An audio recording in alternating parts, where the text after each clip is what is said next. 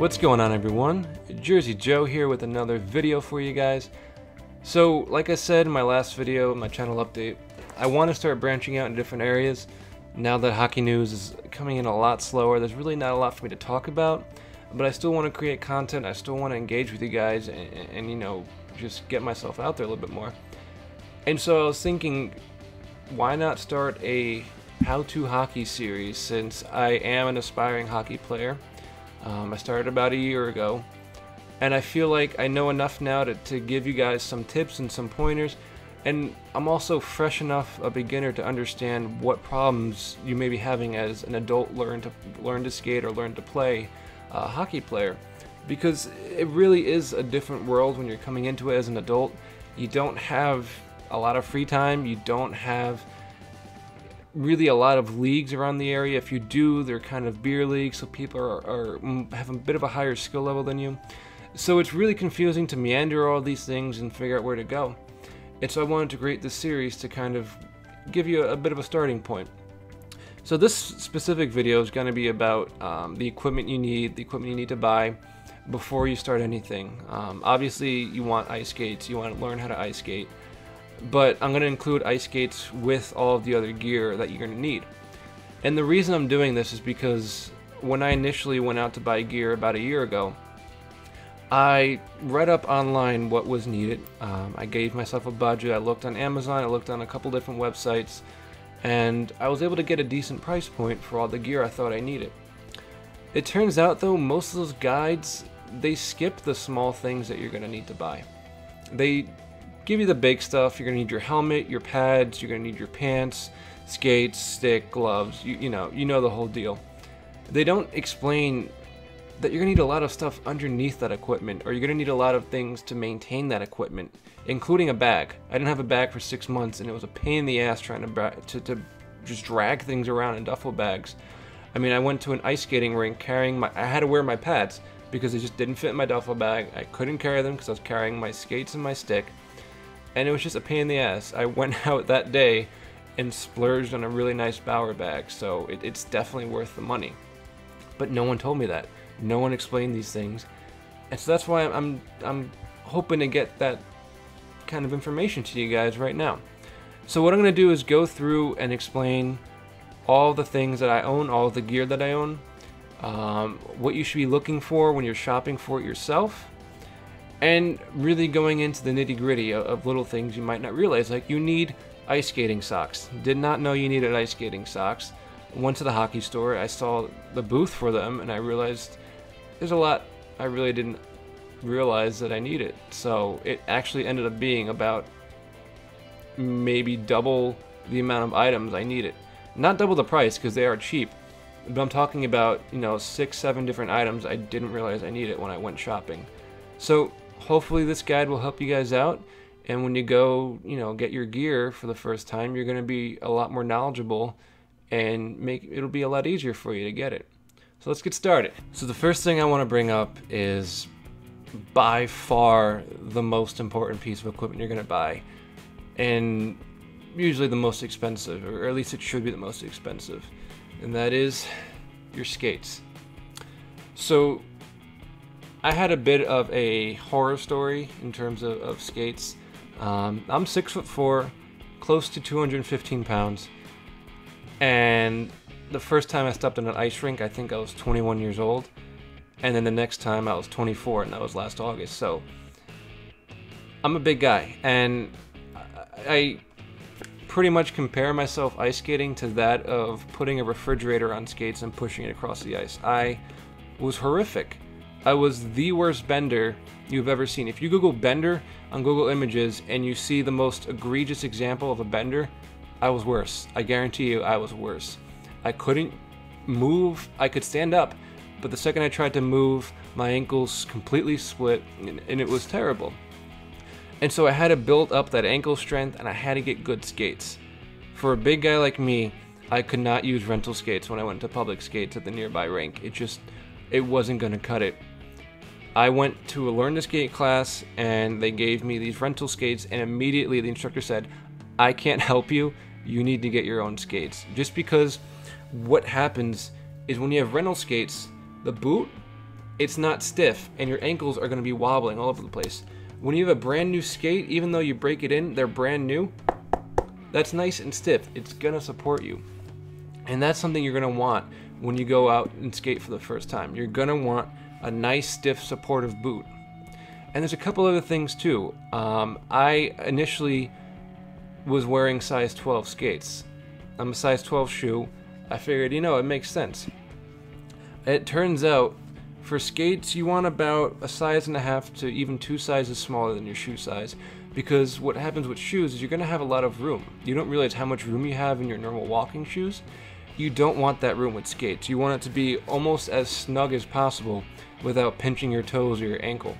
And so these skates are actually a size 10 and a half, whereas my shoe size is a 12. So I went down about a size and a half. And it's really helpful for keeping your ankles stiff and supportive, because that's going to be your biggest problem. Once you get your balance down, it's going to be keeping your ankles straight, keeping yourself so that your blades stay flat on the ice and you can glide and go forward. My blades were like this, so it was almost like I was just cutting through the ice. It was horrifying. I mean, I almost gave up at one point. Thankfully, I just went out one more time and tried some new things, and I was able to get the technique down well enough so that my fat body could skate decently enough, and now I'm able to play hockey, even, you know, just 3 or 4 months after practicing that. And so your skates are always going to be the most important part of your entire equipment. And in terms of price, you're looking at midline skates. High-end skates are going to be useless to you. You're not going to utilize everything that they offer just because you're a beginner. You don't need all of those high-end features. But low-end skates, and I'm talking $50, $60, $70 skates, they're not going to cut it either, because they're so poorly made that they're not going to have that stiff boot that you need. They're going to be wobbly, they're going to be built in very quickly and probably break soon, especially if you're a heavier guy like me. So those are things you just don't want to do. So these skates were about, I believe, $160. They're on sale for $140. And they're good midline skates. They're even lower end midline skates, but they do the job just fine. I don't skate every day. I've had them for about a year now, and they work perfectly, and they're pretty sick looking too. So those are really things. Skates are things you're going to want to invest in, essentially, more than anything else. If you're just getting started and you only have a low budget of maybe like $250, get skates. Absolutely get skates for anything else. And skating is going to be your biggest drawback, especially when you're just starting out. No one's going to have good hands starting out. They're all going to have good skating ability. And if you want to keep up, you got to practice and you got to have good skates. So the next, and depending on who you ask, the even more important equipment piece, just in terms of safety, it's going to be your helmet. And helmets are a bit of a tricky thing to buy, just because people have many different head sizes. And so I can't sit here and recommend one model or one type, because I have a big head and there's certain models that don't even fit me, not even the largest size. And so you really want to go to a hockey store, you're going to want to talk to an attendant, and you're going to want to get fitted, just because you want to make sure that this is covering everything that needs to be covered, including your ears, even with the ear guards on. And this way you know that if you do take a fall, you do fall into the boards or take even a stick up high, you know you're going to be protected. You don't have to worry about getting a skull fracture. Now, a word of warning, they don't protect against concussions. I've almost gotten one from falling before, even with my helmet on. They protect against skull fractures. They're going to protect your face if you do end up getting a visor, which I highly recommend. But you really want to make sure that it fits well. You want to make sure that it's dependable. I know a lot of guys are saying that they buy used helmets and they're actually broken. They don't protect you. And when it comes to your head and such a hard contact sport like hockey, even in a non-contact league, you're going to be making contact. You want to invest in a good helmet, one that fits, one that has a visor, and one that's brand new. I can't recommend that enough. If you can't get skates, but you can afford a helmet, get this first, and make sure you spend a little bit more money on it than you would anything else. You can buy used pads, you can even try and buy used skates, but for the love of God, don't risk it. Just get a brand new helmet and make sure it works for you. So sticks and helmets are pretty much going to be the most important staples of your entire, equipment bag. You want to make sure you're spending the most money on them. You want to make sure that they're brand new. Everything else here on out, it's important, obviously. You need everything to play. But it's okay to buy used. It's okay if maybe they're a bit of a different size. They don't fit you perfectly. Maybe you spend a little bit less money on them. You got the lower end. It's okay. It's not a safety issue with the helmet. And it's not going to hinder your game completely like a pair of skates would. So that being said, the next part of my equipment bag that I wanted to bring up with you guys was the stick. Now this is a bit of an interesting piece of equipment to buy. You ask 6 different people which type of stick a beginner should get, you're going to get 6 different types of sticks. It's just really one of those things you're going to have to feel out. You should go to the store, they have hundreds lined up, take a look, put them in your hands, feel them, hold them. You may not know exactly what to look for, but you're going to say to yourself, okay, this feels okay. Bend your knees, put it down on the floor, make sure it reaches, make sure it's not too long or too short. Again, have an attendant help you out. They're going to help you. That's what their job is. That's what they're there for. They'll help you out. The 2 main things you're going to want to look for in terms of of sticks is the flex and the length. Now the length is a bit more important than the flex, just because if your stick is too long or too short, it's going to really mess up your form. You're not going to be able to pass and shoot or even take passes as well as you would with a stick that's the right size. So I'm a big guy. So right now my stick is looking at about, I think 63 inches or so. Whereas the flex, it's a bit mid-range at 87. So if you're looking at a stick, you kind of want to go between, I believe, about 58 inches and 65 inches in terms of length. And you're going to want to go between about 75 and maybe 105 in terms of the flex. But again, you need to go to the store. You're going to need to try them on. You're going to need to hold them in your hands physically and take a look. I really don't recommend buying any equipment online unless you know what you're looking for. My first time I went to the hockey shop, I think I tried every single bit of equipment on at least 2 or 3 times. I went into the dressing room and walked out and just decked in full gear. I looked like the biggest idiot, but it was something that needed to be done because I had never worn that type of equipment before. So you don't know what fits, you don't know what's best for you. Go to a store, try it on, get the sizes, then maybe even buy it online if you really have to. But I'd recommend buying it in store. So now we're going to be going into the padding, the shoulders, the pants, the elbow pads, the shin guards, things like that. And I actually had it backwards. I thought they would be the more difficult things to buy, just in terms of getting ones that fit to my body specifically, but they're actually pretty easy. So the first up are the hockey pants, and they're actually very simple to size for yourself. You're going to need ones that fit you well. They're going to be snug around the waist, but you want to make sure they don't fall when you're skating. And you also want to make sure that they come down around halfway, maybe a little bit closer to the kneecap. You don't want one over your kneecap because it's going to restrict you. And anything above that, the shin guard's not going to catch, and so you're going to end up having an open skin in your thigh that could get hit pretty easily. So you want to make sure you're completely covered. In terms of sizing for pants, they have different fits, but in general they are small, medium, large, extra large, what have you, just like normal pants. In terms of waist or waist size, I guess you can call it, it's a lot like your pants. So I have medium-sized pants. I think that's good for 30 inch to 34 inches, just like the pants or the jeans I buy on a day-to-day basis. So if you're above 35-inch waist, you're going to want to go with the large or the extra large. Again, try it on. Anything below that, you'll probably be fine with a medium or even a small.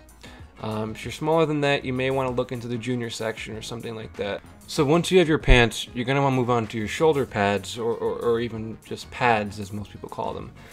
And again, they're very easy to buy, they're very easy to size. These are larges. It's based on height. I'm, like I said, 6'4", so I need a large or an extra large, just to make sure that my entire torso is covered. If you have, a bit of an open area here and your pants don't reach it and you get a slapper to the stomach, you're gonna end up in the hospital, honestly. So you need to make sure everything is covered. And as with most of these things, more protection's better. It's okay if it's a little bit bigger and you have less mobility than having something that's too small so you can be more mobile and end up getting yourself hurt. So pads, just like pants, small, medium, large, very easy. Go to the hockey store. They have hundreds of these hanging on the racks, just like everything else. You can freely try them on, ask an attendant for help. Bauer may size things a little bit differently than Adidas or what have you, so you want to make sure that you get the right equipment that fits you. I know I sound like a broken record, but it really is the biggest tip I can give you as you're buying gear. Just make sure it fits. So the next piece of gear that you're going to want to buy, it's probably the most fun to shop for, and that's going to be your gloves. And the reason I say it's fun to shop for them is because they're really easy to take on and off. You don't have to go into a dressing room like you would for your pads or your pants. And there's just so many sizes and colors and types that you can really just spend a lot of time trying on different types of gloves, trying on different pairs, seeing what works best for you. There is a bit of a size with them. It's not as structured as it would be for your shoulder pads or your pants, but there is a size associated with them. And for some reason, they're sized based on the distance between the base of your fingers down to your elbows. So for me, this would be about 15 inches, and so I have a size 15 glove. If it's 13 inches, get a size 13, so on and so forth. And that's really the best way to get the type of gloves that fit you, just by measuring that. And if you don't even want to do that, because I actually don't think I measured that before I went shopping, just see what works best. If you have a big hand, go for a 15 inch. If you have a small hand, go for a 12 or 13 inch. Doesn't really matter, and you want to make sure that they're loose. Obviously, if you get into any fights, you're going to be able to throw them off real quick like that. I'm kidding, but you really do want loose gloves. You don't want them to be constricting. You want to be able to actually move your wrists and your fingers. You want to make sure you have full mobility. Put on some gloves, grab a hockey stick, and just see how it feels. See if you can, stick handle. Even if you don't know how, you can emulate what you've seen on TV. It's not hard at all. And you can tell whether or not the gloves fit. If they're too big and they get in the way, or they're too tight and too constricting, you'll be able to tell. And so last but not least of the really big equipment, the more popular ones that you probably can think up on the top of your head of what you need to play hockey, is going to be the Shin Guards. And I'm sure you know how incredibly important these are, especially if you're playing defense and blocking shots or taking sticks to the shins. You're going to make sure that these protect you. And the way you're going to do that is by, as with everything else, getting sized for it. So these, if you can see, are sized based on inches, just like a couple other pieces of equipment. What that's going to measure is from the top of your knee to the bottom of your skate boot. This is not your ankle. This is going to be about 3/4 of the way down your shin, and then your skate's going to go kind of overlap it, but really meet it. And that's really the protection you're going to want, because your skate's going to be flexing. It's going to be moving. You don't want this very thick piece of plastic to stop your ankle from moving, but you also want to make sure you're fully protected. Luckily, the skates have a really big tongue. The tongue is protected, and that should fill in that gap. But you want to make sure that at all points of flex with your ankle, that no point of skin is open whatsoever. So if you're like me, you bought all of that equipment, you went home and thought you were done. You thought you could go to the rink tomorrow, play a pickup hockey game, and you'd be completely fine. But the reality is that you're still missing quite a few pieces of key gear. The first of which is your elbow pads. I didn't realize I needed these until maybe about 2 or 3 weeks after I already bought everything else. I had tried on all my equipment and realized, wow, my elbows are really open right now. And then I looked, and turns out, yeah, you need elbow pads. Just didn't cross my mind. Luckily, they're pretty cheap. They run you maybe about 50, 60 bucks, but they really are an easy piece of gear to buy. They come in all types of sizes and colors and styles, so you really just want to choose the one that fits you best. Just like gloves, they're sized pretty much based on your arm length, but you really want to buy ones that are small, medium, or large. That's really the way the sizing goes. And so now we're getting into even more and more obscure pieces of equipment, like the socks. Socks, they're not protective, they're just for show, but you really don't want to skate without them, just because it doesn't look right to just have naked shin pads and naked pants. You want to have socks covering it. They only come in one size, which is an adult. If you're a bit shorter or a bit skinnier, you might need to get intermediate or even youth, but adult should service just fine. And then you can get it in the color of your choice. As you can see, I picked the Devil's colors. I'm sure they have Rangers colors in every other team on the planet in terms of the color scheme, so just pick the one you want, pick an adult size, and then just go from there. It's a very simple purchase. And so after you get your socks, you're gonna have arguably the most important piece of equipment, which is the jockstrap. It's self-explanatory. You can either get the shorts that are separated from the jock, you can get one combined, like the hybrid that I have. It really is up to you. Its size is just like pants. It's a very simple purchase, but it's necessary. And it's one that you don't realize you need because you think the pants are going to protect you, but they're not. You really want to make sure you have that extra bit of protection in the jockstrap. And now this is a bit of an optional purchase. Some don't really care for it, others swear by it, and that's Under Armour, or an undershirt that goes underneath your shoulder pads. A few people say that they like to play naked, they just put on a t-shirt or some kind of, any kind of undergarment, but if you're going to be wearing a bunch of equipment and skating hard for an hour or two, you're going to be sweating a lot, and you want something that's going to help with that sweat, and that's why Under Armour is always a really good choice for any sport, especially hockey, to put underneath your equipment. So I have long sleeve Under Armour. I just put it right underneath my pads, and I'm good to go. And last but not least of all the equipment that you're going to need is a jersey, mainly a practice jersey. Especially if you're playing pickup games, you're not going to have a team jersey. Please do not wear a professional jersey like a Devils or a Rangers or Pittsburgh Penguins jersey. You're going to get chirped so hard and laughed off the ice in an instant. It's just one of the rules of playing pickup hockey. You just don't wear professional jerseys. You wear practice jerseys, and only in white or black. Don't wear gray, don't wear yellow or pink. You want something that's going to be very distinct, which white is, which black is. I don't have a black jersey yet, but I'm going to be investing in one. They're only like maybe 20 bucks tops. And this way you have, exactly what you need. If you have that pink jersey, are you a light color? Are you a dark color? No one really knows.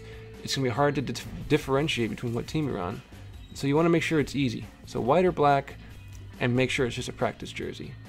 And so while that's all for equipment that you wear, there's one last piece that you're going to need, and that's the stick tape.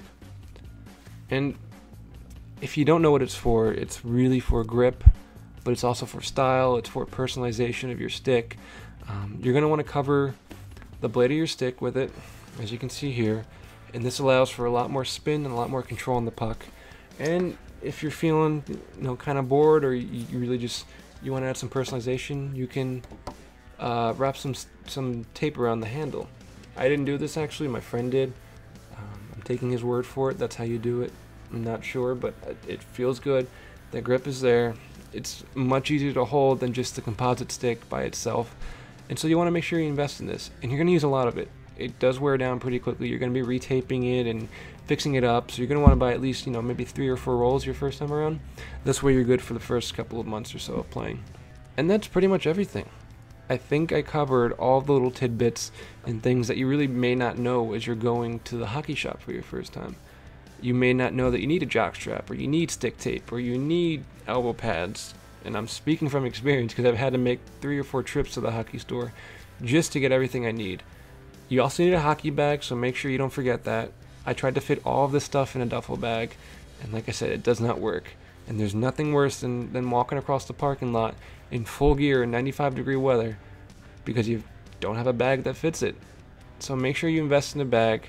Get a good $80 to $90 Bauer bag. Just make sure everything fits, and it's specifically for hockey because it'll have wheels. You can roll it. It'll be fine, and you're gonna be really glad that you had it. But other than that, you have everything to go.